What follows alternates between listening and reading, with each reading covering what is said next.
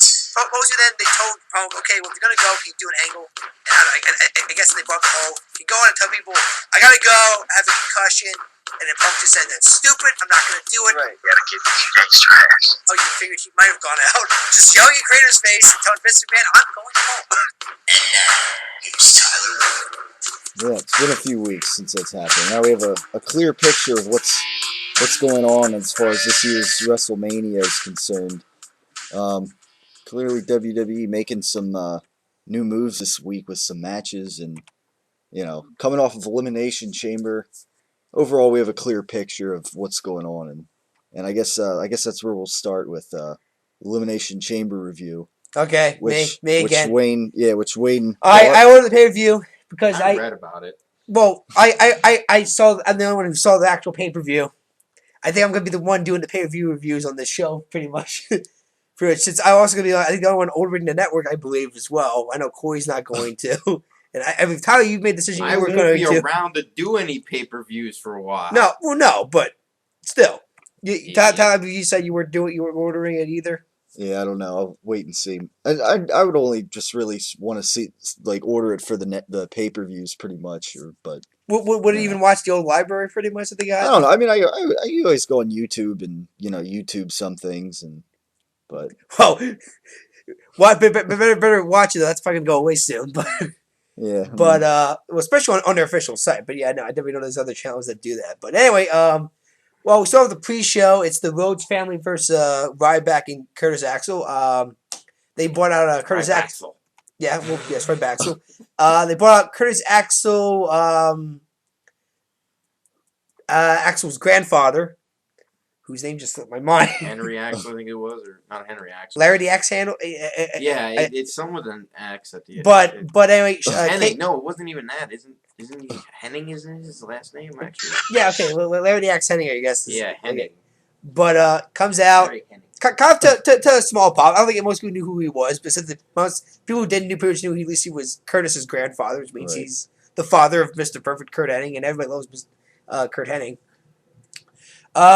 Obviously, might as well just throw this out here too. There's not going to be a Rhodes family feud at WrestleMania. Shocking. Dustin Rhodes has pretty much confirmed on his Twitter that he pushed for a match with Cody, but the management wasn't going for it, so they're going to stay as a tag team.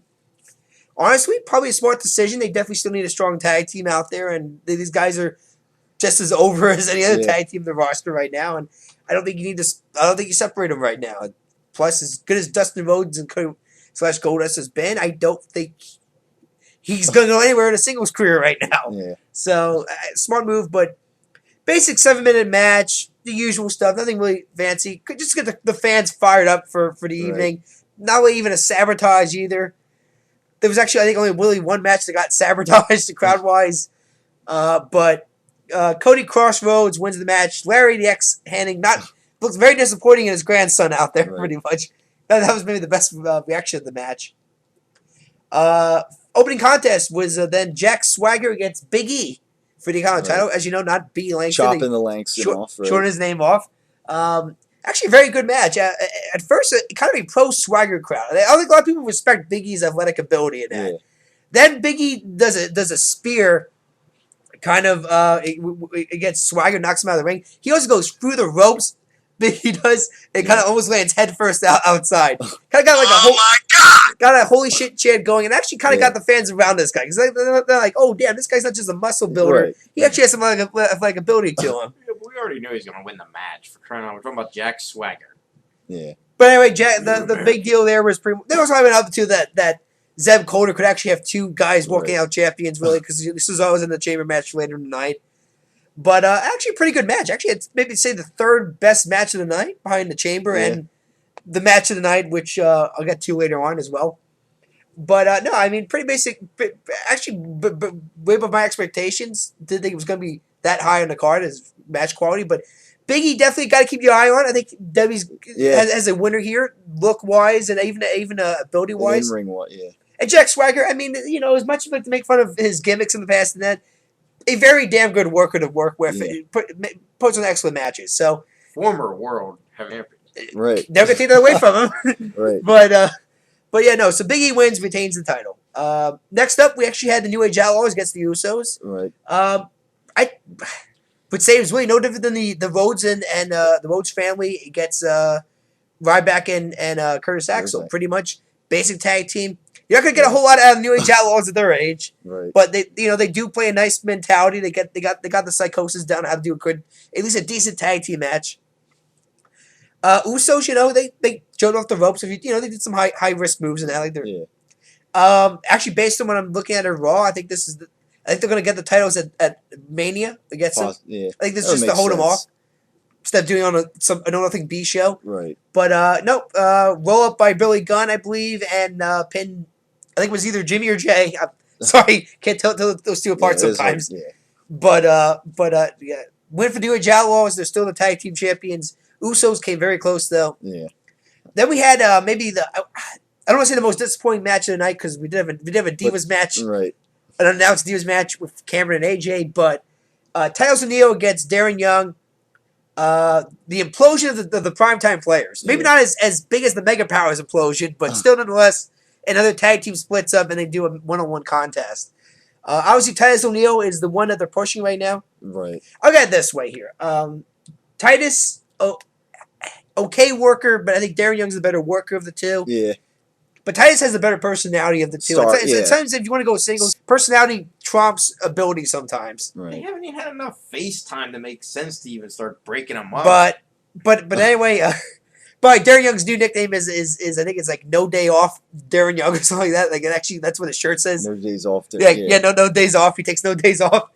I mean, it was a pretty basic match. I mean, I don't think the fans were expecting a match of the year contest here. Yeah. I mean, pretty basic contest. Titus O'Neil won. No shocker. Darren Young was not going to get pushed. And in fact, I think at this point it's going to be, hopefully he gets some kind of appearances here. Otherwise, he might get a pink slip soon. I mean, but no, Titus O'Neil wins. We'll see where his sort of push goes. I mean, he's got to face bigger fishes than Darren Young.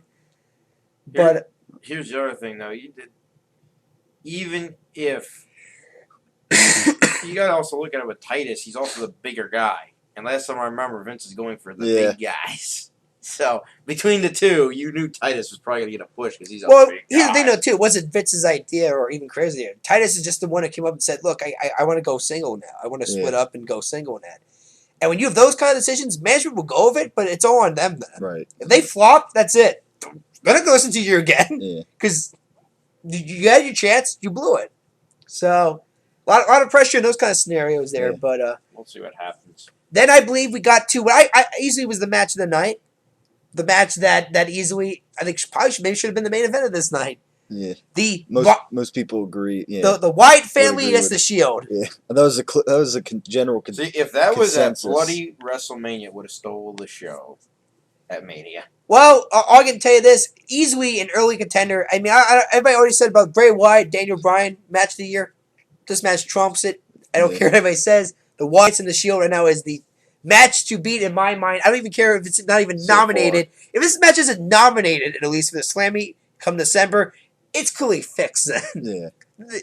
What I saw here was 6 very young wrestlers, performers, just pretty much got told by I think creative writing essentially, we're giving you 20 minutes, go out there and tear the house down. Yeah. And they tore the house down. Well, it might not all have been creative though. It might have been them just deciding, okay, this is our moment. Yeah, I mean, we know the Shield's done this many times before. I mean, it doesn't matter who they get in the ring with. You also have to look back to even other younger tag teams back in the time when it was younger, was like Edge and Christian, along with the Hardys and the Dudleys. They all were young guys at one time, and they all were like, this is our moment. Right. Let's make it. And what do we have? We have this tag team TLC match that comes out of it, and you have one of the most crazy matches around. I think it was a lot of those guys were probably like, okay, this is our moment. We can't blow it. Yeah. So let's go out there and give it our all. I don't think it was just creative. I'm pretty sure they had to put in a lot more effort forward. Right. Well, I'm just saying creative there, because they can give them the moment they want there, but as soon as they get a lot of time given to them, that's what they got to work with. Mm-hmm. Yeah. So, I mean, it's on there and that, but that's what I meant by creative and as that. And clearly creative got behind these guys. They were high on both teams here. Yeah, and obviously this is 6 very talented individuals. Yeah, and obviously they're breaking up the Shield in some form too. So that triple threat match I had early in the year just looks so much better now every week now. Tyler here said it wasn't going to happen pretty much. No, I just said it doesn't. No, it can happen. I Okay. just said it doesn't need to happen for the U.S. title. But I don't even know But who's who- going to but be. I- these guys should But be above as I us said at that earlier, level. I don't know who else you have face Dean Ambrose. I think Dean Ambrose is way above. Well, they can. He's better than Dolph Ziggler Well, right now. He's right- better than this. I mean, the only other guys he hasn't faced yet is his fellow Shield members. The Yeah. only that's going to happen is if they split That's up. why. That's why I'm saying like that happens, and that one of the Shield members costs Ambrose the title or something, and then then they just focus on each other, more. Yeah, but- so that's what it I seems think. like it's Ambrose and Reigns that are right now having the beef. It doesn't seem like Yeah, that's what I'm That was saying. the Right one now, name I was kind of worried. But I right now guess it's like well, Ambrose. the match was kind of fun too because I think when both teams came out, they both were this is awesome chant broke out right away. As Jay Lawler said, Yeah. they haven't even touched each other yet, and then already people say this is an awesome match. The match hasn't even started yet. There's kind of an argument about because everybody knows that there's a heel side in a tag match and a face side usually, Yeah. and I believe the face side is usually the ones that kind of I think it's like the ones that are closer to the announcer. No. It's the ones that further away. it's Closer further to away. the entrance. Yeah, it's close to the entrance. That's the face tag side. The top And left. the ones that, yeah, and that's the usually, normal it's angle. also because the camera's facing their faces, the heels of their backs are to the Yeah, camera. that's how. Yeah, normally. So they're kind of, I guess, debating, since they're both technically heel groups, Yeah. who's going to the face side? Right. And actually, all night, the crowd was actually pretty evenly split. There was a lot of "Let's go Wyatt, let's go Shield" chants. I don't know if that's because the crowd was split or because they didn't want to boo any of these guys because none of them deserve to get booed. They put on a hell of a match. Yeah. But I was worried about Seth Rollins earlier. Actually, it's kind of about two. I was also about Eric Rowan because he's probably the weakest guy of the Wyatts, Yeah. both Mike wise and skill wise. But I think he did a pretty good job. And obviously, I was worried about Seth Rollins because obviously, I think the focus has definitely been on Reigns and Ambrose. Yeah. And Rollins is no joke either. I mean, Yeah, he should actually had some pretty nasty spots in this match Right. here where as he normally does. fans actually kind of said oh yeah, this guy can go, man. This guy, this guy's that's the third wheel. I mean, Right. but no, I mean it was a hell of a match. Obviously the finish came when poor Rollins got double chokeslam through a table by Rowan and Harper. Ambrose went missing. Yeah. Him and Wyatt Bray fought into the crowd. They went back, and only Bray came back. Nobody knows where Ambrose went. And he didn't even clarify what happened to him on Raw. He didn't even want to talk about it. I guess he's angry that they lost to him. It was a glorified 3-on-1 handicap match between Roman Reigns and three members of the Wyatts, and Reigns put up a hell of a battle, but in the end, numbers just too much. All that was to do was to help cement more about Reigns being the top guy that Maybe, they're looking yeah. at it in the Shield. If you actually look at it. I mean, obviously, even from a story standpoint, the way they did it too is that the Wyatts got up on three sides of the ring, kind of like what the Shield used to do. Yeah. And Reigns, and I think it was either JBL or something. It's like, yeah, Reigns gonna invite me a dose of his own medicine here. Here, it's like, how many times has the Shield done this to some individual? And now Reigns is gonna see how it feels like on the other end, pretty much. Mm-hmm. But no, it was easily match of the night, and like I said, right on match of the year. And if anybody's gonna beat it, good luck. I mean, I think as far as crowd reaction goes, this was easily. Yeah. It has to be nominated for a Slammy. Yeah, and we'll see what happens at WrestleMania too. Like if this triple threat, Shield match happens. Well, that's the thing there too. What happens if that happens? There's potentials, but yeah, we'll have to wait. But more things have to change even for with that. CM Punk gone, there's some that knocks some chances out right now. Well, obviously after this match happened, I think a standing ovation. I really could tell because they cut the commercial when as soon as the Wyatts left. I'm pretty sure as soon as Reigns and Rollins got up, they got made a standing ovation, kind of almost like the Hardys did back in the day. Because really, both teams deserve it. All 6 men deserve it. They busted their asses off for a spot. Now, of course, I think the funniest thing too is good luck Dave Bautista trying to top this here, but. I mean, that was the same, but that actually did happen to the Hardys and Edge and Christian. I think that was just a regular ladder match. And well, it was the first tag team ladder match. Yeah. Yeah. But and that happened just the following night on Raw. They had like a standing ovation because Edge always remembers it. So I thought, that cements it right there. Well, you're having a similar type of thing, and it's because just like with those two teams, these two teams had a good chemistry that worked.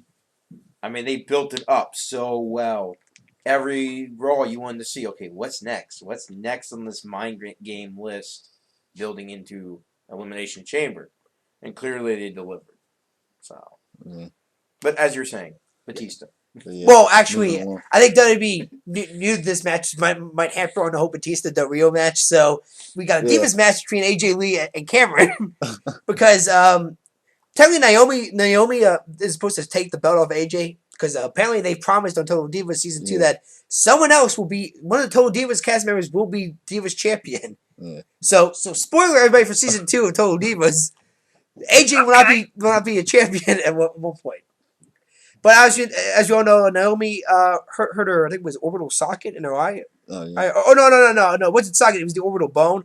Luckily, no surgery. Yeah. But still, nobody knows if So- she's going to make it to Mania or not. Yeah. So obviously, we have Cameron come in. Cameron, I don't think is the most talented of the I'm Funkadactyls. trying to remember which one of those was on Tough Enough. Cameron. Was it Cameron? Cameron. Jeez.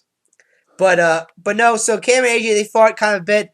I think the only kind of hilarious thing was that Tamina Snuka at ringside actually super kicked AJ, and it was a hard super kick too. You could hear it. I mean, AJ was knocked out. At least did actually job pretend to be knocked out. But then Tamina came in and screwed him. I mean, I can easily see a Tamina Snuka and AJ deal, but then again, people said that when you hear the whole Total Divas deal, they might just throw maybe even Italian. It might be a triple threat Divas match, maybe. Yeah. I mean, for the title. But no, AJ retains by DQ. Yeah. So Cameron wins, but this is at the end of the day, the champion still wins. Even Tamina, Right. kind of got the ref. It's like she's still the champ. She's still the champ. Yeah. Doesn't matter. Well, then we got easily the award for most vocal match of the night. Yeah. Batista came out. Pretty much, I'd say to the usual boos we've been hearing him get. Then Del Rio's music plays, and he comes out with a crutch and a brace around his neck. So apparently he's playing. So you're thinking that this is going to be one of these whole I forfeit deals and that, but then all of a sudden Dave is talking to Batista's talking to the official, and all of a sudden it was a ruse, Tyler. Yeah. Del Rio was not hurt. He just starts beating the hell out of Batista with his crutch, essentially. At least his leg. He's going to hit the lower body of Batista. Throws his neck brace off. Turns out underneath his gear, his suit or so on was gear. So he was ready for a match either way. Del Rio was probably the most over babyface. And actually, the Sob Monster said it best. He said, "Man, where was Batista when Del Rio was on his babyface run? He might have been the most over babyface of this stage of his career." I mean, there was massive Del Rio chants. There was C. We got a Bootista chant. Bootista. That's apparently his new name now is Bootista. Yeah. So at the end of the day, though, Batista won. Not really a shocker. It was kind of a funny moment too. He's kind of reacting to the crowd again, and I guess somebody flips him off. He kind of just you kind of hear him maybe say word wise, and the camera is deal with it pretty much. Deal with it. You can hear that on Raw at times. But again, if he's turning heel, that might be his new catchphrase probably. Yeah. The main event then, the Chamber. Well, Daniel Bryan was the most over guy. I'd say John Cena was the second most over guy. Probably then Sheamus. I guess Cesaro then. No, actually, Cesaro was maybe the third over. Yeah, I would. And then Sheamus. Then I'd go Christian, who I'd say is pretty much a heel now. He even was acting like a heel in the Chamber pretty much. And Orton, of course, was the heel. And Orton, to his credit, actually, I think his character has done well at bracing the crowd reaction. Yeah. There's actually one moment in the Chamber where he saw all 5 competitors. Because this is the thing, not one elimination happened until all 6 were actually in the ring, which is kind of unheard of for a Chamber match sometimes. Usually, there's at least 1 or 2 before all the pods are empty, but all the pods are empty. No one's been eliminated yet. We'll put Orton's in the corner, and he sees that all 5 competitors are staring at him. And Orton being the best heel that he can be, he just runs into the pod and locks himself in. Yeah. As this is going on here, and Cox chanting, "Pussy, pussy." And Orton kind of hears this and just turns around and kind of just starts yelling at the crowd, like you know what the hell you're talking about. The one thing about these matches, I think it's almost like the Hell in a Cell matches of the PG era now. As soon as you take blood out of the equation, I think it's tough for crowd to actually buy into the punishment these guys are going through. Yeah. because there were I don't know how many six spot. I give this to you too. There were plenty of times when Brian got thrown through a pot and the glass broke. There was almost like no reaction. Yeah. There was a reaction, but it was like a That's massive. strongest glass in the world that cannot easily be broken. Uh, That's the yeah. exact words from Michael Cole. I forget how many years ago. He's like, "This glass, strongest glass in the world, it's not easily broken." All of a sudden, later that match, after he made that comment, I forget who it was. Went through, flies flowing, going right Was through. it a Goldberg glass. spear on Jericho or? Yeah, Yeah. it was just it broke the glass, and it's like, Well, yeah, unbreakable. That was only that was the second chamber match though, and there was still Second blood one back ever, in the day. Like I right. said, Yeah. I said earlier. I mean, I think as soon as you take blood out of the equation, I don't think that people buy into it as much. Right. Yeah. Definitely. I think it's almost Yeah, like that how makes I think it's sense. almost like Hell in a Cell kind of in a way too. Yeah. It's tough to buy into punishment if there's no because at least what blood did was it added more into that whole idea of gee, this guy might be getting his ass kicked actually in his ring. I mean, you didn't have to go Mick Foley crazy and climb to the top and fall off about 50 million times. I mean, but I think at one point, Sheamus, right, they'll get Orton out. Sheamus bro kicked the pod, and pretty much bro kicked Orton. Yeah. but like I said, the highest reactions in the match was Christian doing a frog splash off the top of a pod on Sheamus. That's how Sheamus got eliminated. The giant swing on I think it was Orton. That Cesaro did because and that's why I think Cesaro is going to be an excellent babyface. That giant swing is just so over right now. Yeah. But I'd say that was the most. Obviously, anytime Daniel Bryan got some kind of offense in, kind of got some yes chants going on. Yeah. But I mean, like I said, kind of a small. I felt the state it was quiet for a while. But then again, I think it was also because, like you said, I think it's tough to sell a chamber match without any blood involved. Yeah. But I mean, like I said, it was a dead crowd, or the match was even bad at all. I just think that it felt like it was people. I think were not that too. I think some stuff that was done they've seen before. They see people get shoved against the chamber before. See the pods break gazillion million times before. I mean, nothing really. And everybody probably knew that Orton was going to win. You know. Anyway. Well, there's probably a small group that were hoping that Daniel Bryan, or they had changed their mind. Yeah, and then there was Bryan would win and go into a triple threat. And then of course the Wyatts interfering on Cena. I guess that made things predictable. That was supposed to link him up to go against Bray Wyatt. But let's see. Christian took out Sheamus with frog splash. I believe Bryan took out Christian with a running high knee. Cesaro tapped out to the STF by Cena. Yeah. That was probably the weirdest elimination too. There actually wasn't like a massive reaction because I don't think based on where they were planted. Because this is problem with a chamber match too. If you're in the higher ends of the crowd, you might actually see like a good vision of what's happening in the ring. Yeah. Based on how the structure is built, because you got the pods. And, I mean, it depends where you sit sometimes. Also. Cesaro, I guess, to make him look still strong. He didn't exactly pound the mat like usually is custom. He kind of tapped on Cena's shoulder as a tap out, which I thought was kind of interesting too. That's usually you usually don't see that in wrestling. Usually in UFC, you see that kind of a tap out, but not professional wrestling. But yeah, no. Then the Wyatt came in. They actually just showed up. The lights went out, and they were in the pod, the chamber. Taker style. Pretty much Taker style, yeah. Beat up Cena. They actually beat up Daniel Bryan too. He wanted to beat up the Wyatts too, but he took a nasty boot from Luke Harper pretty much. And Cena, it was that point that the Wyatts were still kind of they exited the chamber, but they were kind of still staring down Cena. Kane comes out then, the director of operations. Starts clearing the Wyatts out, checks on Cena. He actually gets inside the chamber then. Yeah. Bryan sees this, not happy. Jumps up on, I think he does a high knee off the top rope, takes out Kane. So then we're down to Orton and Bryan. Of course, the crowd's pro Bryan pretty much here. Actually, I think at one point Bryan does hit the high knee on Orton. He has a pin. Everything's is done. Then Kane brings up the referee. Then I think Bryan. Bryan then drop kicks Kane. Orton hits an RKO, but Bryan kicks out at it too, and that's when the crowd started really getting into the match. It's like, oh crap, there might be a title change here now because we just saw Kane interfere, got knocked out. Yeah. Orton hit the RKO, and so on. But anyway, they kept wrestling. Brian is about up for another high knee again. He's got the yes chance going. All of a sudden, Kane gets up, I guess smacks him, distracts Brian, and then second RKO, pin, Orton retains.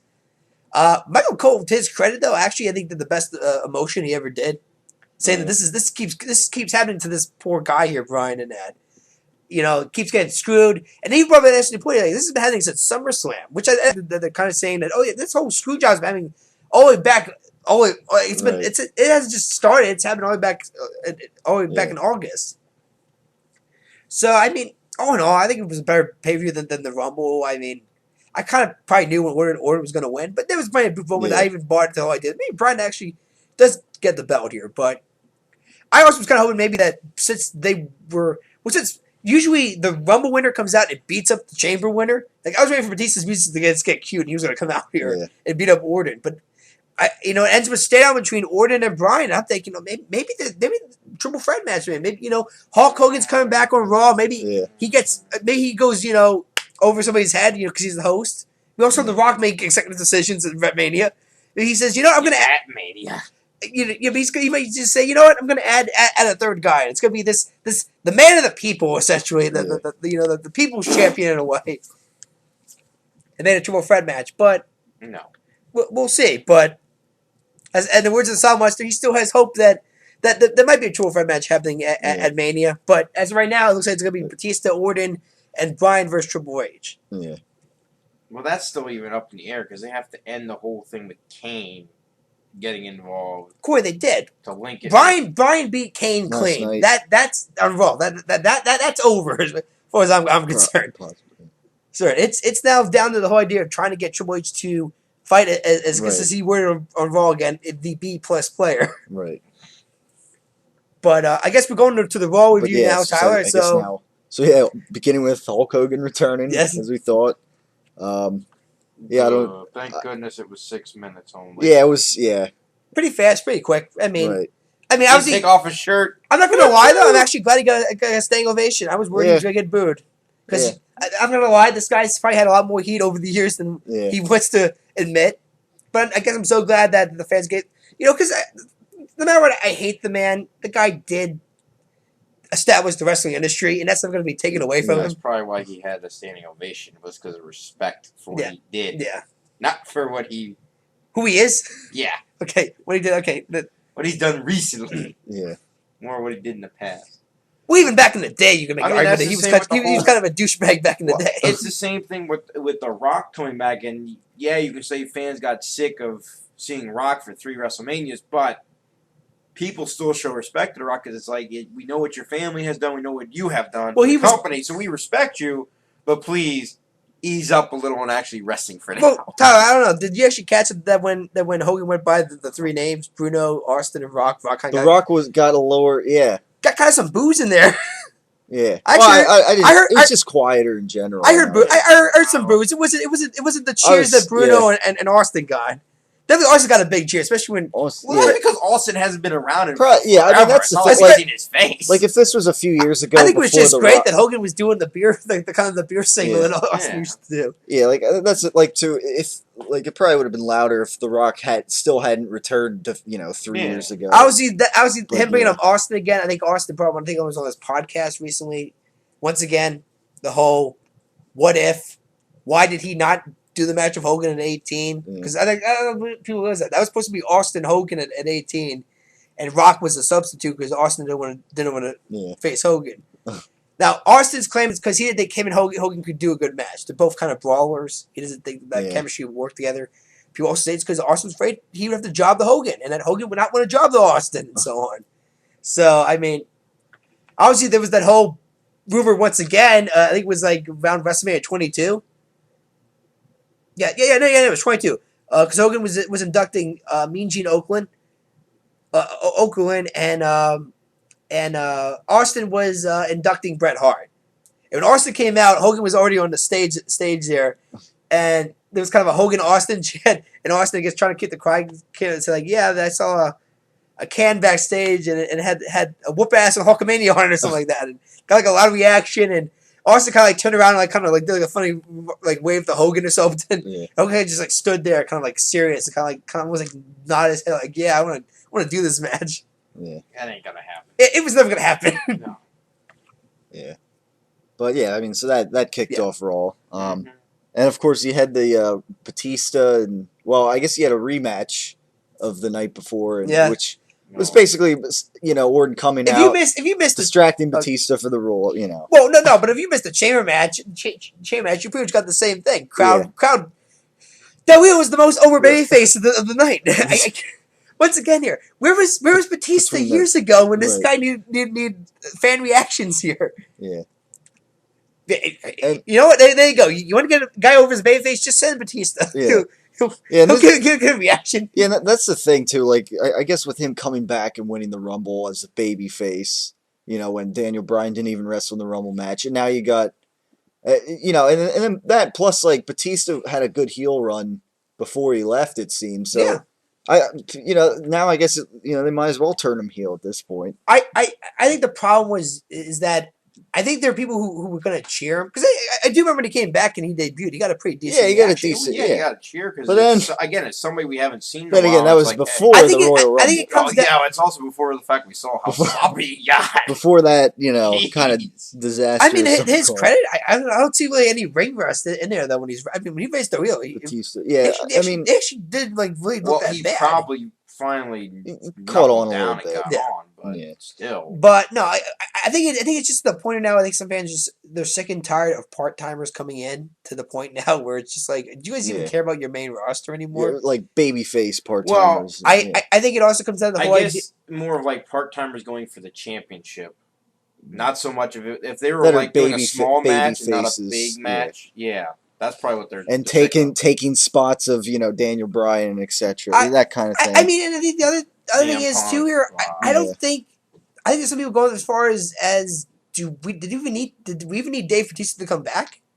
Yeah, I mean, it's a I good mean, question. we got Hulk Hogan, Brock Lesnar's going to be there. I mean, Yeah, do we really need Batista Well, there? it's not like Batista had a huge fan base. He was well liked as a face, or he was decently hated as a heel. But it's not like he had a huge fan base like The Rock. Not quite had The Rock this level, huge yeah. fan base for so long with the company, even though it was again Yeah, a but short Corey, time. I don't think but- it's fan base. It's just that the Rock coming back. I think was okay for business because I think that was a signs. There wasn't enough. I look at it this way: there wasn't a lot of young talent spotted when Rock showed up for WrestleMania 27. I didn't see a whole lot of young talent. I think the only really young guy that I think looked amazing at 27 was Cody Rhodes, really. But the company never really got behind that whole mask gimmick that they gave him either. Mhm. But that was, I mean, look at 27 people. I mean, the only young guy I ever saw that wasn't an established performer that got not over a good Mania. was Cody Very Rhodes. bad Mania. I mean, the other young guys, the core, or as I call it, the NWO, horrible one? the NWO black and white, or the Nexus black and white in my book, pretty much. But That was horrible. they keep, yeah, but still, 4 young guys. But I don't think anybody in that Nexus gimmick ever looked better. Wade Barrett definitely hasn't really improved his outcomes again at that world title. But who do they lose to? They lose to Big Show, Kane, and Santino Marella of all people, the comedy act. Well, that's because originally it was supposed to be Nexus versus the Core, but because CM Punk got thrown in with the Randy Orton match, they couldn't really do the new Nexus thing because I guess they needed CM Punk in order to do it. Well, I don't know. There was like a whole. Originally, it was supposed to be New Nexus versus Core. It was supposed to be this whole battle between these two groups that separated, and then it flopped, and like something went off with the New Nexus, so they had to go with this ragtag group of people. Well, Coy, thrown together. the one. Well, you remember the Orton storyline too. Orton punted all the members.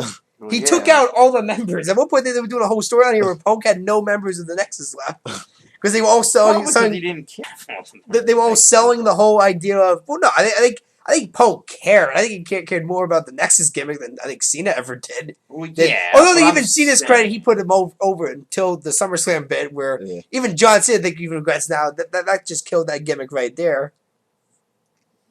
But no, I'm looking at it more as the whole idea of Rock. Rock, I think, needed to be there because at this point, if you're not having any young stars, okay, bring back some old guy to sell tickets. Yeah.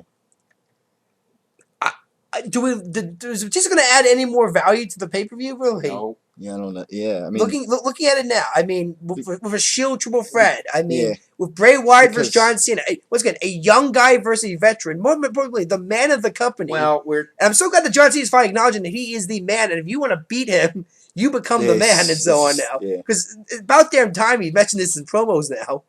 we still have to wait and Yeah, see. we- though. Because now, With John Cena you know what that constantly does, Tyler? Whoever beats him now.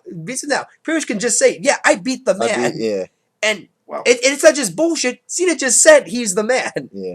here's the thing, though. We don't even know how much of that's confirmed with currently how Cena is injury wise. He's not injured, Corey. He's not injured. He's not injured.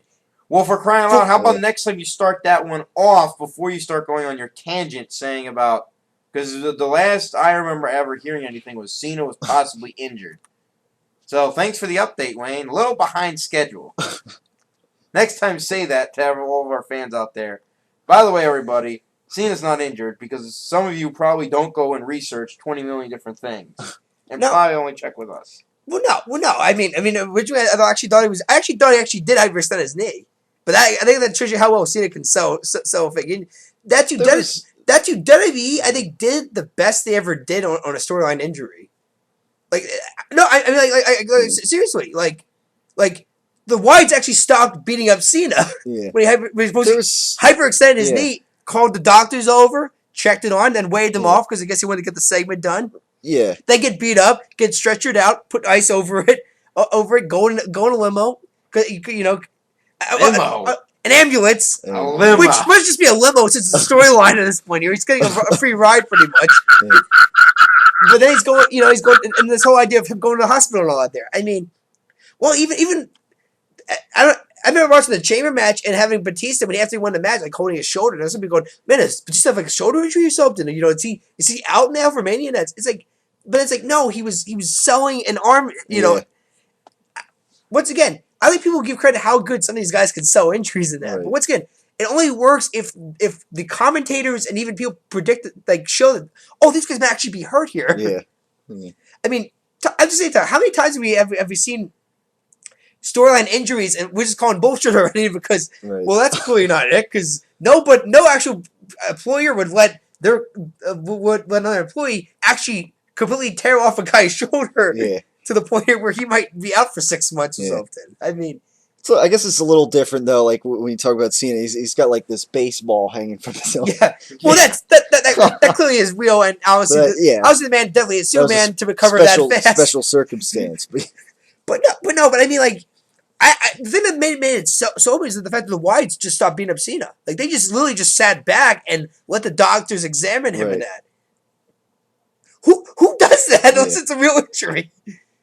So that's what somebody did. But apparently, no, that was just Cena selling it, Yeah. and the company doing a tremendous job selling it too. And so Cena, Bray still won. And like I said, a big match of Bray Wyatt's career right here. And Assuming Cena Now- puts him over. yeah, Because he could kill Bray's momentum if he wins. If Cena wins, to me, that's going to kill Bray's momentum. well, like I said, we'll see. We'll see what happens Yeah. here. It's WrestleMania 30. And when I mean Bray wins, I mean win clean. Yes, I know Bray's a heel, but if he wins clean over the man of the company, that skyrockets him Yeah. a lot higher along yeah. than if he gets Harper and Rowan to go beat up Cena. Boy, the fact that Cena is wrestling in the middle of the card, I think, shows you maybe we'll probably be wrestling in the Yeah. middle of the card. I don't think this is going to close the Yeah. show. And it's funny too, because like he just said how he's like he's the man, and you got to beat the man. It's like, well, now it's like the man is going to be actually fighting in the mid card of WrestleMania, and not in the main event. But at the same time, there it's because the card is is too strong and that is better. Right, and matches he's not in the title picture either. But keep in mind, Tyler. it's just kind of Thank goodness he's ironic. not in the title picture. I don't need to see That's that what I'm again saying. Like for it's a the little 20 ironic. Yeah. That Yeah. But no, I hear what you're saying. It's Yeah. just he'll To me- still be the man until those kids stop buying all his the other merchandise. years, all the Yeah. other years when he's in the main event, he's not saying how he's the man. And, Goodness that's- gracious, I still see No, him on but- Fruity no, but Pebble I mean- commercials. It's just kind of funny. I think. No, but I'm just saying, like, he's finally acknowledged. right, He's finally, I think, acknowledged in promos now that this is I'm the face of the company. yeah, Which means if technically you beat me, you might become the new face of the company. Or at least you become the Or top guy or big definitely stars, a guy yeah. to keep your eyes on. Well, heck, he's out doing Fruity Pebble commercials. But- See those all the time. Yeah. Munch you up with Fruity Pebbles. Remember, I forget what he said. You know what? And you know, I'll tell you. Did you watch the Stone Still Austin podcast where he interviewed John Cena for like an hour? No, It's actually a pretty good interview. Austin doesn't hold back here, and he actually brings the whole idea of what you throw in the state of business right now. And Cena, I think, easily plays it better than he did a better job than what Batista did, which was pretty much just bury the whole company. First, he said was kind of a thin roster, but then he's like, no, I would say it's thin. He said, what I would say is that there's a lot of guys who are nervous and are afraid to speak up because they don't want to get a pink slip. They don't want to get fired. And Austin did disagree. He says that he feels like there's a lot of guys walking on eggshells. That's what he calls it, walking on eggshells. But he says that, there's a lot of guys, because there's no other competition at WWE. These guys know this is it. This is the top. Yeah. There's no WCW / ECW to go to. You get fired, that's it. For some guys, that's it. It's back to normal job, or you try to make minimum wage out in the independent circuit. And Austin said, I don't want to dispute working the independent circuit because by all means those guys work their asses off, but it's a different environment than what WWE is. It's a completely different animal. So the fact that Cena brought that up, just sounds like a locker room leader there, and he even brought this up too. He said, look, I mean.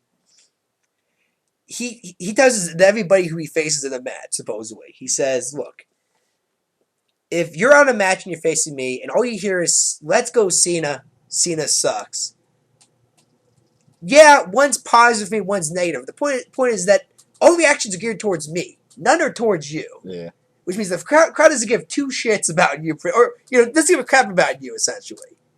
So your goal is to try to get those Cena sucks people to say, let's go, so-and-so, and then get them behind you.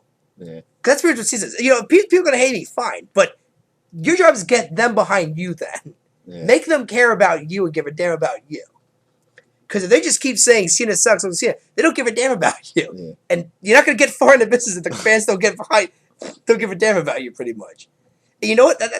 I never heard... That's probably the most honest answer I've ever heard John ever give an answer. Yeah, that's true, but then it's also the fact of how sometimes if you have a low-rank opponent fighting Cena, it's like, well, of course the fans aren't going to give a crap about him. He hasn't been pushed in forever.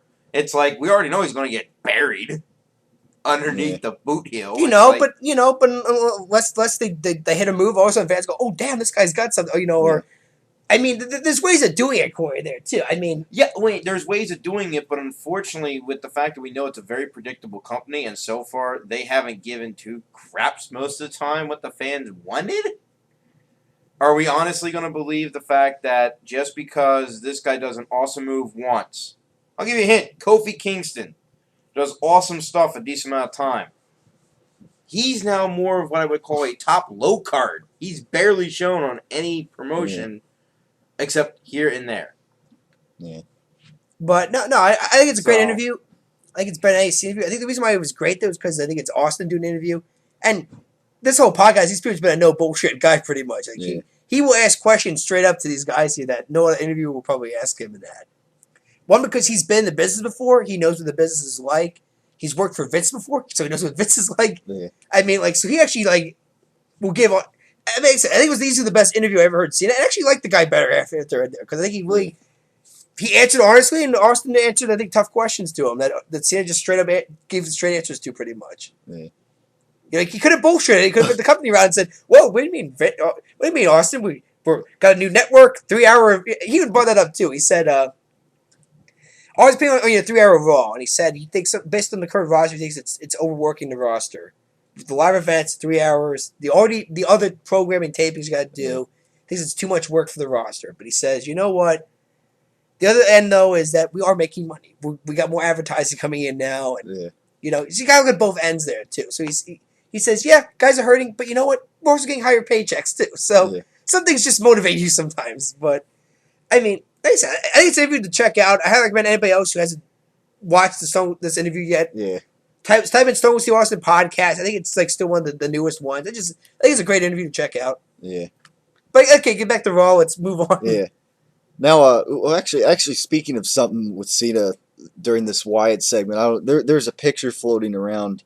During this segment, they're showing like they'd show Wyatt talking, and then they'd show like Cena. They show an angry Cena face, and then from behind they every now and then they'd show a from behind angle of Cena, and apparently he had like a red thong stick that I don't know if any. If you go back to the I don't even want to know.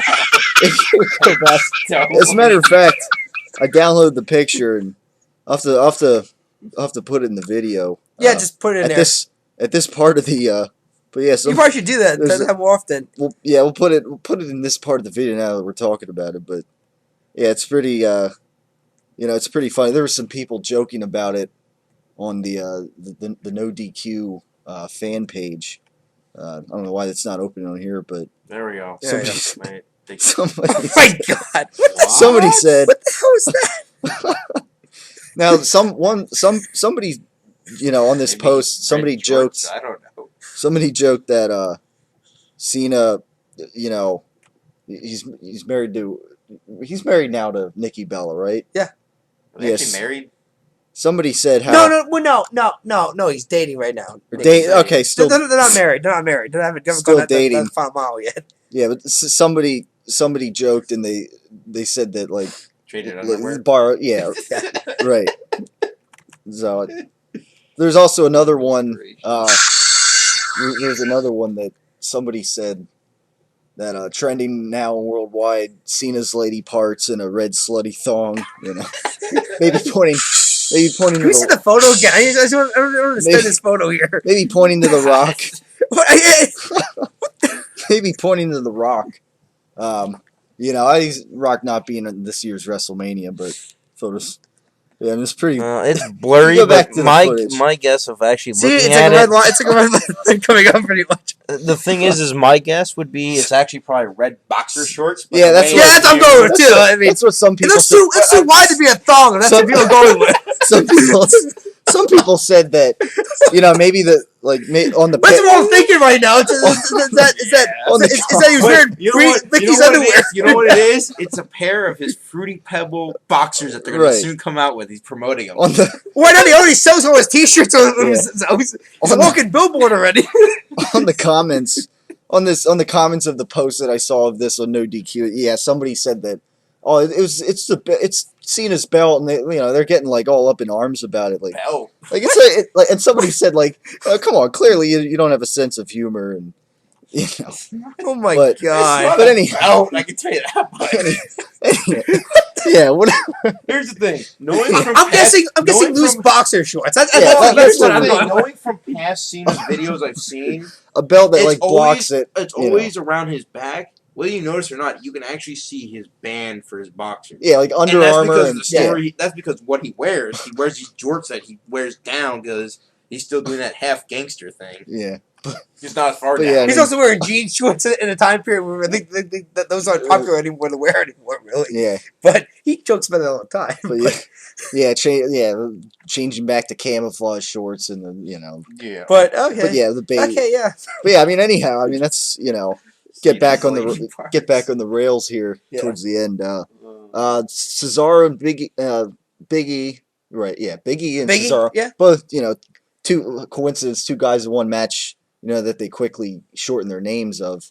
Yeah. On Raw, they had a very good match. if Oh, you saw definitely. it. Once again, I think the crowd was kind of Moments. pro Cesaro, but then also Biggie hits a Biggie has big a good move, yeah. big move, and all of a sudden you're like, once again, damn, this guy's actually Yeah, pretty good. both these guys. Yeah, so Not to mention we get the giant swing on Big E.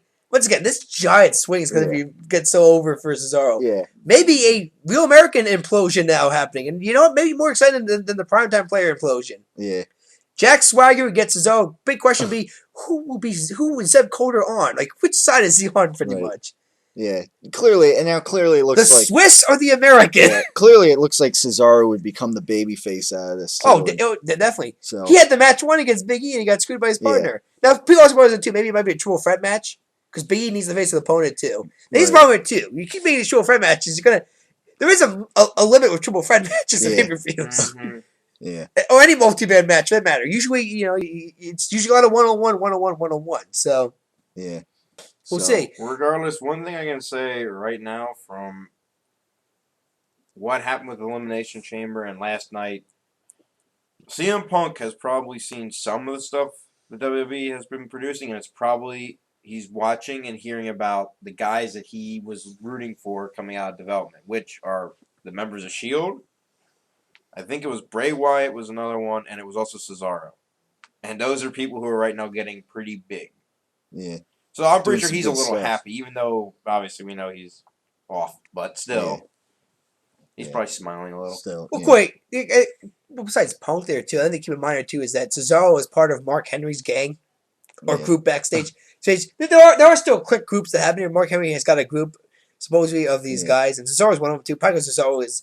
I think people understand how strong Cesaro is. Yeah, and we saw you saw that The guy's incredibly athletic, but he's also like an incredible he has. functional strength, as, Yeah, as JBL was saying. Yeah.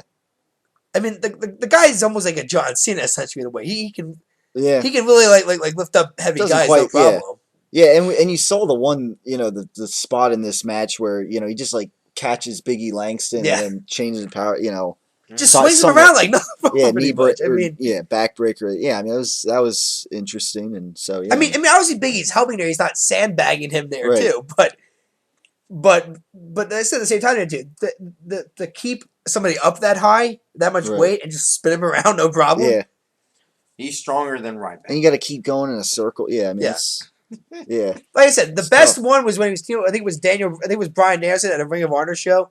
I think it was a small wrestler who. I forget the guy's name here, but he had like a lumberjack gimmick, pretty much. The guy who Cesaro, or as his Ring of Honor name was Claudio Castaneves, I think is his name in Ring of Yeah, Honor. because that's how CM Punk kept referring to him as Claudia. Claude. Yeah, The whole Claude. time I was like, But he the short guy, he spun him around for the giant swing like 100 times. yeah, The fans actually counted 100 times, and the sell at Cesaro fell over even himself because even he got dizzy doing it. yeah.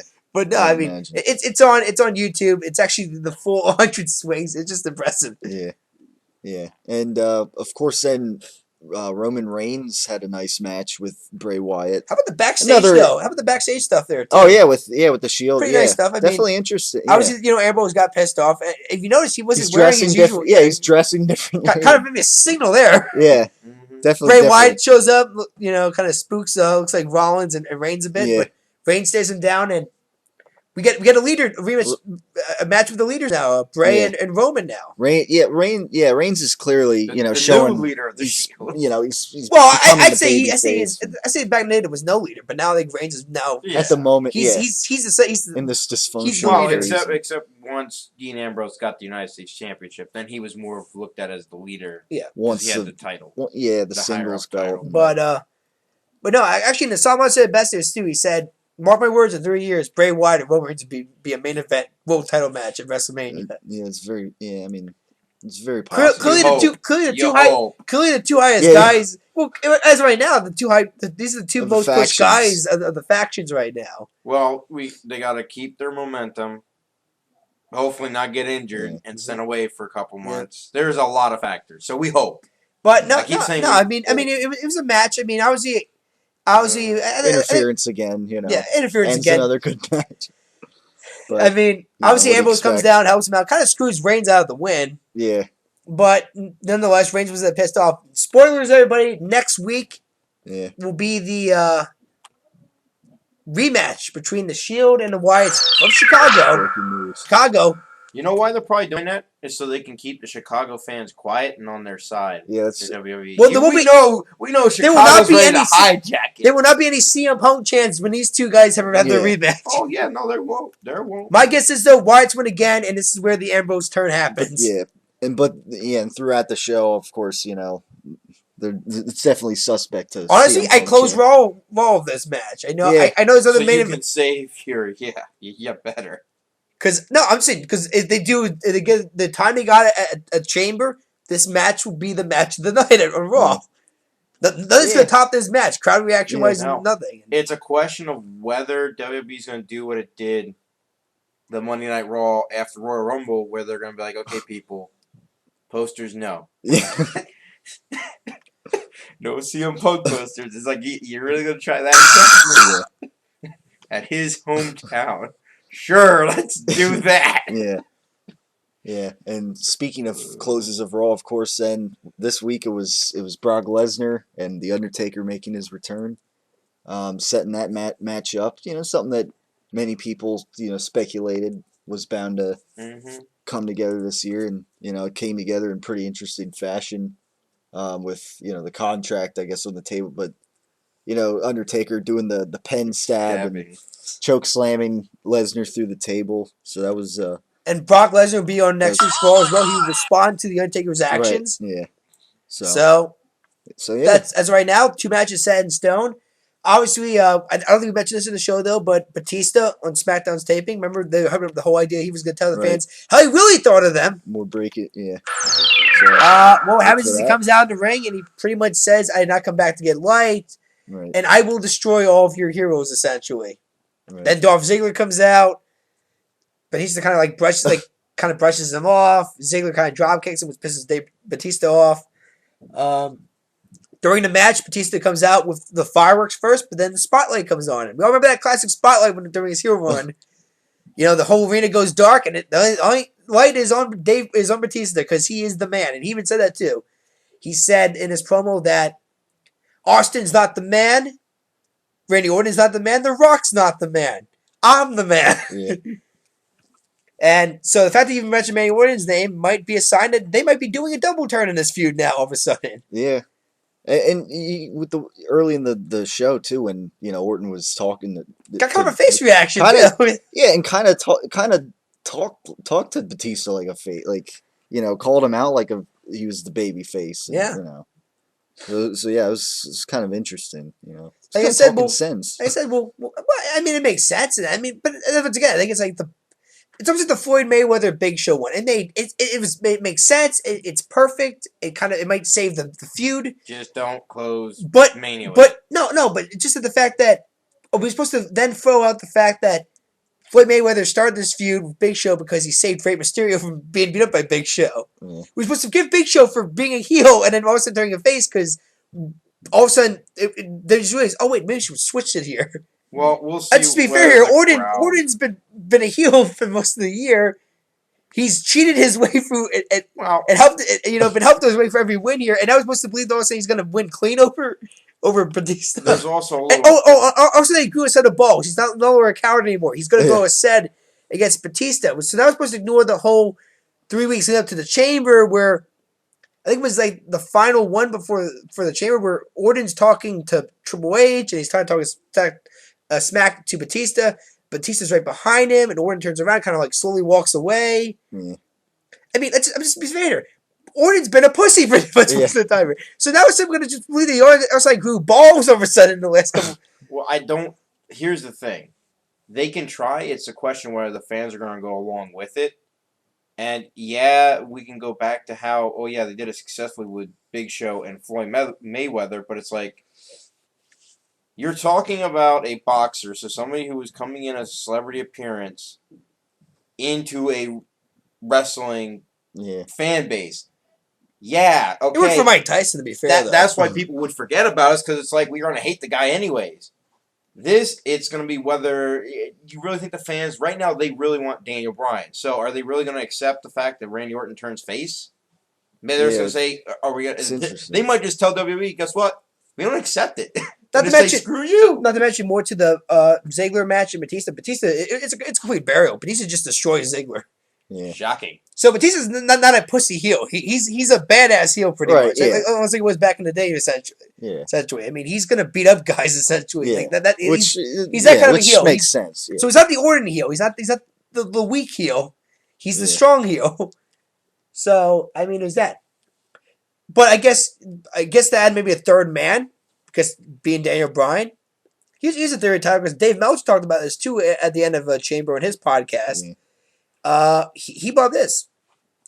Why don't you have Bryan against Triple H? And Triple H says he's so confident he's going to beat Bryan, so confident he'll beat Daniel Bryan, that he will say that if you beat me, 1, 2, 3, tap out, doesn't matter. You beat me at Mania, you not only earn my respect, but you will get a spot fighting for the world title all of a sudden. Yeah.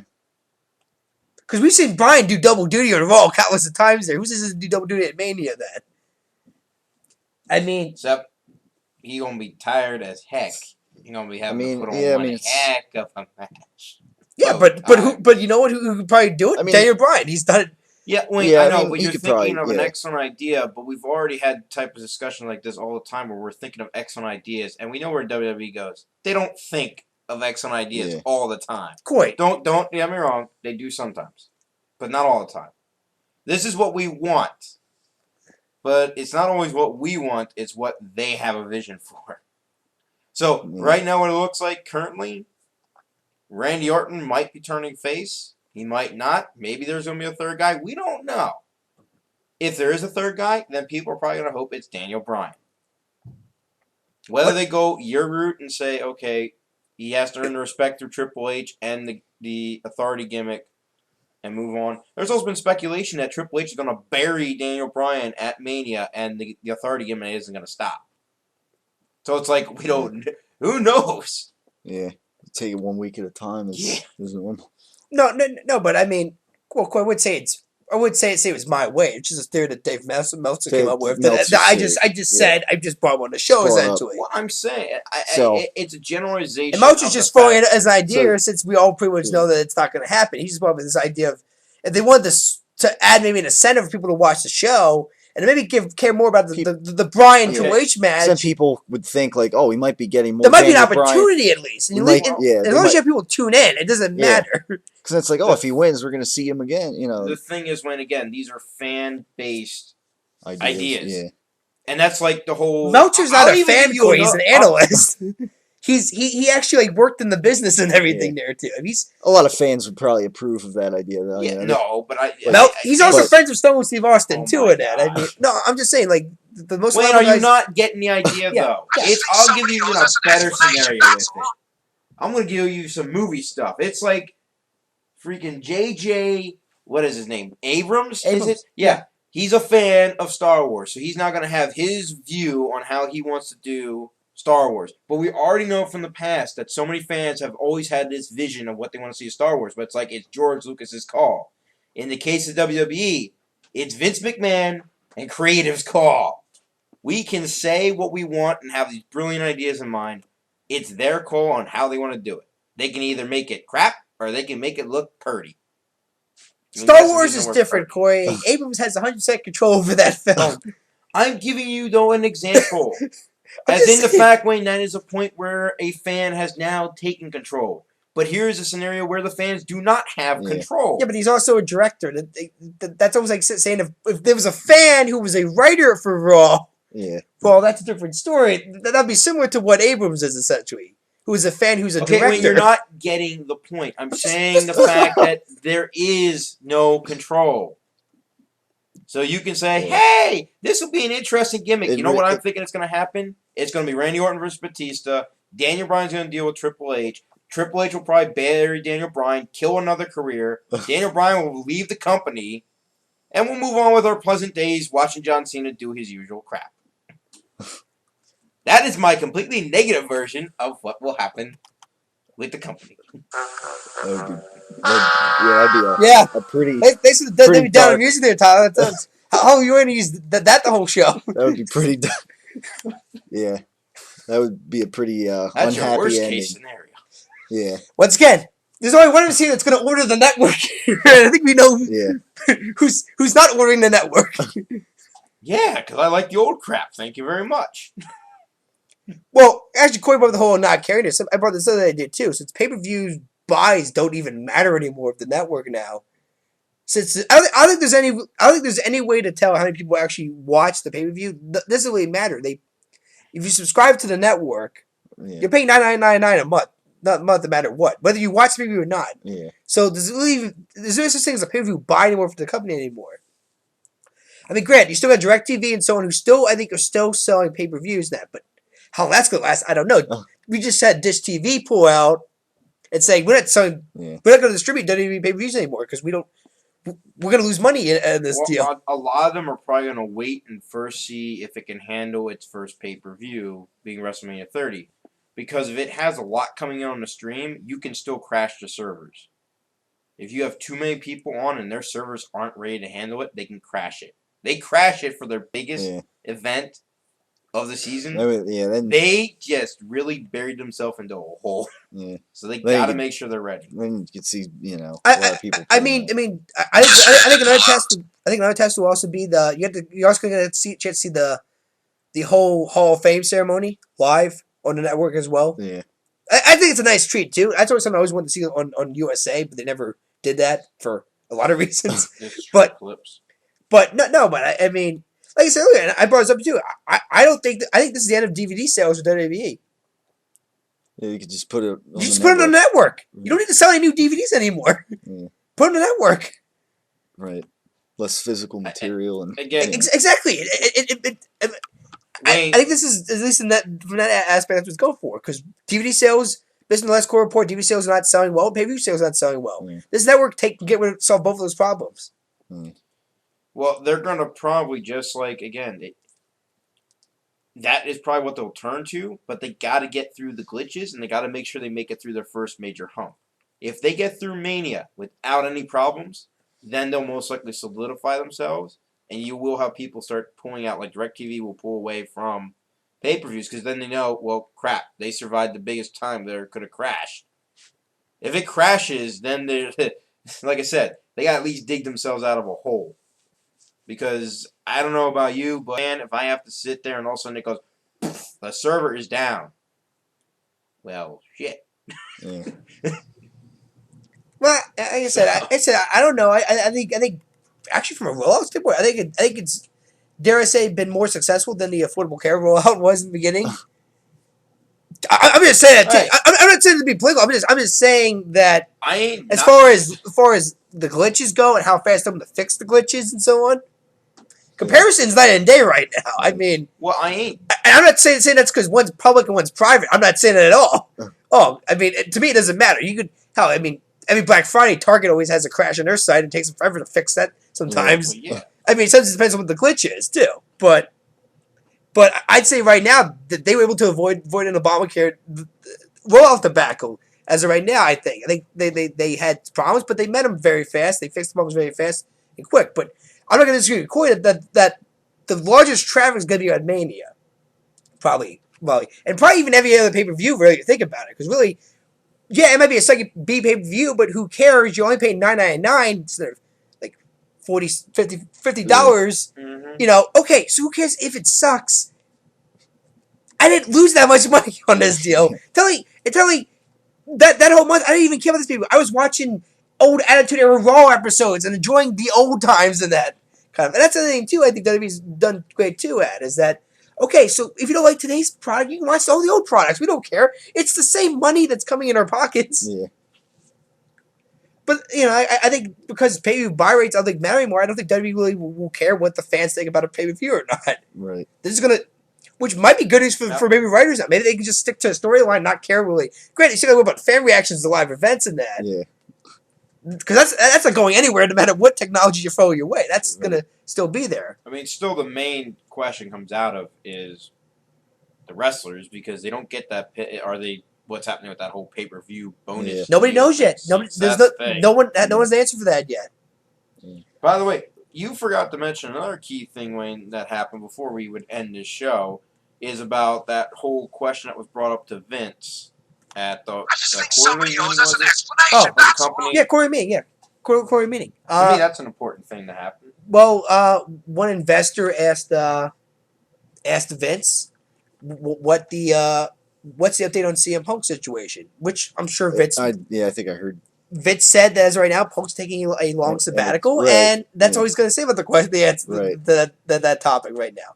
Which, you know, for most investor meetings, that's usually what you get from most people when they ask a question like that is short, kind of gives you an answer, kind of doesn't give you an answer, and just move on. You got more other issues to talk about at the report. Which I even have an update with that. Apparently, CM Punk, for the first time ever, was spotted out in public at UFC. Yeah, no, I saw that image too. Oh. He was sitting next to Dana White with a hoodie over his head nonetheless too, because you don't know how he doesn't like. He doesn't want to be seen in public. In fact, he even says this numerous times. He always wear a hoodie. It's like go away, just go away. I don't want to deal with this here. Unlike Austin, who was at the same event, who was just chugging beers and laughing, giggling, and all that. But no, right next to Dana White, hoodie. The only time that he really talked, Dana White said, don't ask me why. People thought this was Paul might be going to the UFC. You know, he's been Punk is Oh, not he went going to to fight he went to a UFC event. Yeah. Must be going to UFC. He's He's a huge UFC He said fan. next That's to why he's he there. said next to Daniel White. Clearly, a deal was in the works here. I mean, yes, Punk's gone from MMA training. Yes, I've heard from people who say that if Punk did make a career, he'd probably do okay in that. But I don't see Dana White signing Punk. And not to mention, I don't think. I think Punk's at the age now where I think it's too late for him to even go to that route. Yeah. If he's sore wrestling, you're going to be just as sore being a UFC fighter. Because now you're taking real hits and real kicks and being in real submission holds and It's that. also the thing the fans got to realize is he is a huge UFC fan. He's going to go to something and I wouldn't say sit there UFC. I'd say a huge MMA fan. I think it goes beyond just the UFC product. Sorry, MMA. In general, But I'm Yeah. saying, though, he is a fan of UFC. Yeah. So- Which is right on the MMA product right now. But Yeah. there are other MMA products out there too, much like WWE and other. I'd say MMA has more competition than WWE does. Now, granted, Right. he's also unique of being a fan of MMA in just the sense that he usually likes the female side of it because he thinks they're a lot. This was just from an old interview I watched with him. It was he thinks they're a lot tougher. Like they go through a lot more. Well, he was or at there. least the fact that they're also very downplayed. Like people. Well, he was there it was the Ronda Rousey main event. Who's the UFC Women's Champion? Who knocked out her opponent in the first round, first knockout of her career, I believe. And actually, Punk, I think, commented on I think it was Joe Rogan. And he pretty much like went up and told him, "Good stoppage, good stoppage." I mean, I guess because some people bitch about how in the UFC they get ruled a knockout, but the guy's not the person not really knocked out. The guy's still fighting back. The ref calls in too early. Sometimes that's the case. Sometimes it's like, good stoppage, because you would have kept punching the guy. The person would have probably been killed or something. But that's good. That's good news for her because she's getting Expendables 3. And if she loses any of her fights, they're going to be saying that, oh man, she's just worried about being in movies now and not worried about her career or anything. Yeah. Actually, I think she's going to be in the new Fast and Furious movie too. I think The Rock confirmed that she was going to be in it as well. Mm. Makes sense. Gina Carano was in the last one. She was an MMA star as well. So. Hopefully she's a better actress than Carano was, but I guess we'll see in the Expendables 3. But no, I mean, that was the other update on Punk. Yeah. I mean, honestly, if he's going to come back, Monday's the night. Yeah. I mean, it's in his whole crowd. Even then, he might just like do a quick high. I don't know. If I mean, you still got 5 weeks till Mania. Maybe you can throw a match in there too. But him in a match somewhere.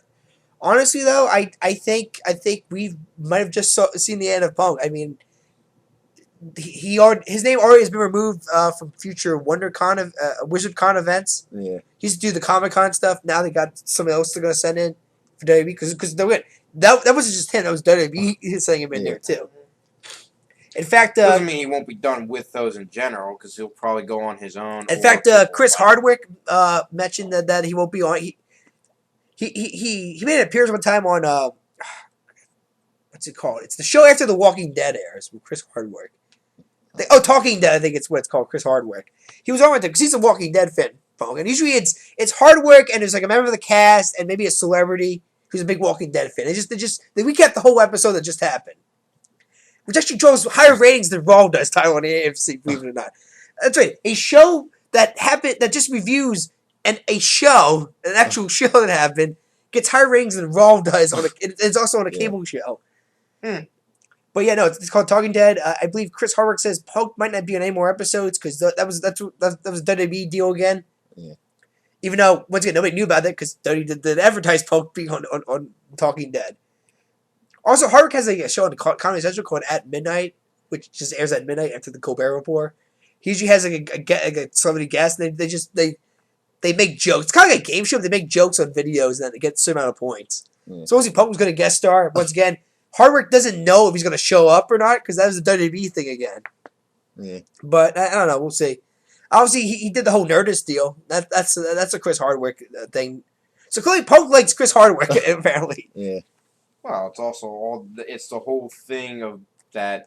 I don't want to say the nerd group, but it's more like the comic book and everything else. It's basically stuff that Punk likes anyway. Yeah. So, But Probably would well to do Corey, it. you see this? That Garrison's that's the Chris Hardwick Nerdist channel. In fact, Yeah, I think the guy he's beating up is one of Chris Hardwick's like producer buddies or something like that. Yeah. It's Do you ever see that, Tyler? See him post Grammar Slam No. on Nerdist? Look it up on YouTube. It's hilarious. oh, it is. It's hilarious. you know if Pokemon wanted to go on acting, I think he'd do a pretty good job. He does a pretty good job. He's kind of playing his character, but also kind of himself as well. Yeah. So I mean, I thought it was pretty hilarious. Yeah, so But I guess the end of the year, let's go with the whole. How many times is CM Punk chance going to break out of Raw next week? probably several still. Well, Just not maybe not in the main event. How about not how many times? How about when? I'm gonna say. and how Okay, the noticeable. first one. When's it going to happen? I'm gonna honestly say it's gonna be that preview that they usually do before the show actually starts. I think we're gonna start Like hearing a little bit of chant. Okay. On the network with yeah, I can see that during the Superstar tapings too, because they do shows. Since we're counting actual Raw though on television, beginning of the show. It's Yeah, gotta that's be the beginning. It doesn't matter who's gonna because go out there. they're it'll gonna be some kind of buried. segment. Yeah, it'll be some kind of segment that you know. And Now, if there is no CM Punk chance happening, then we know there was some foul play going on with WWE because Yeah. I'd be shocked if there was zero CM Punk chance Yeah, in his hometown. they're not gonna quit. They can't edit it out. It's live. It was No, taped. It was taped. They can't edit it out. The sounds out. I'm not talking, Wayne, about editing it out. What? Moving the location this short? They're not gonna do that. Not that. I'm talking about if the rumors were actually true and they'd actually be like, okay, are you a CM Punk fan? Get out.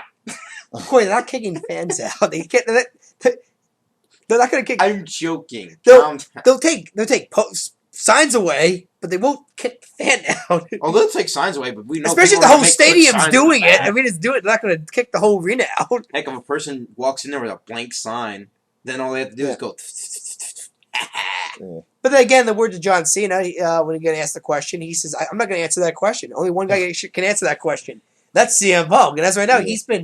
He's been silent right Yeah. now in this whole issue. So, I mean, I guess he doesn't want to deal with it. He probably just no, he's doing what Triple H, what Vince said, sabbatical. He's probably getting his mind away from it all. keep in mind he's still employed. They have not released him from Yeah. his contract yet. No, He's still he hasn't been an released. employee as of right now. Last time we checked, so unless they have silently released him from the company in that, but Doesn't seem like it sounds like it at all. Mhm.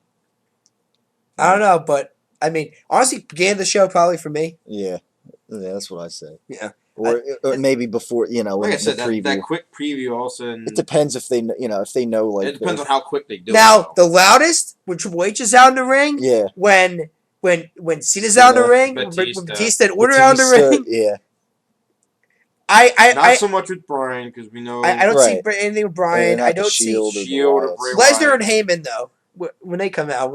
You'll hear Punk chants just because if I came is there. Yeah. I guess. Think about it. You're gonna at least hear some. It might not be heavy, but you're gonna Yeah. hear it. Yeah. Because it's Paul Heyman. right yeah. CM Punk's, The one that's a CM Punk buddy, a CM Punk friend, no, friend of Punk, pretty much. Mhm. So I just guess that's how we can end it there too, pretty Yeah. much. So Yeah, we'll find out, I guess. we'll do that. I don't know. Maybe next week. I'll have the network purchase. I can do a review of that quick. My thoughts, Yeah, or that might just be the following week. Probably the following week. That's during spring break. I'll probably have more time to yeah. do the quick wait and registration see. and all that. I mean, and that too. 3 weeks. Waiting 3 weeks later is better than 2 weeks later. So I think it'll be. Yeah, The longer you wait, the more bugs they fix, and that means it's going to be a better network to operate. Yeah. So, and maybe then I'll do this thing where I will chronologically review every pay-per-view in either the WWE archives, the ECWI archives, or WCW archives. Yeah. Maybe like a quick review, kind of maybe. yeah. Well, How much of Guess a we'll- life are you gonna suck away there? I don't know. I Most binge. pay-per-views are what, about 3 hours? 4 for WrestleMania? Well, see, Quid WWE in those early in your house pay-per-views, those are only 2-hour pay-per-views there, so maybe less than 2 hours there.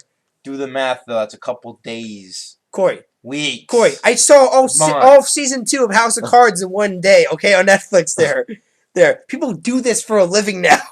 Okay, I'll grab all my manias Tyler, for you and give it to you. Tyler, I'll watch them. Tyler, you can. Straight No, through. why? I already got them all on the WWE Network, and it doesn't involve a CD You don't or got the DVD network case. yet. Doesn't matter. I'm gonna purchase it. No, what I'm saying is, though, watch every single thing on it, all the bonus content too, for all of those manias, and you get back to me. I bet you what it'll be next week or the week after that. Who cares about the bonus content? I just care about the matches. Some people do, but All no, right. I'm thinking Raw is going to be an awesome show for the fans. Not. Yeah. Yeah, it should be very interesting. So, Mm-hmm. so yeah, we'll stay tuned for that, and we'll talk about it next week on the Great Wrestling Debate. So thanks for tuning in as always, and stay tuned for next week.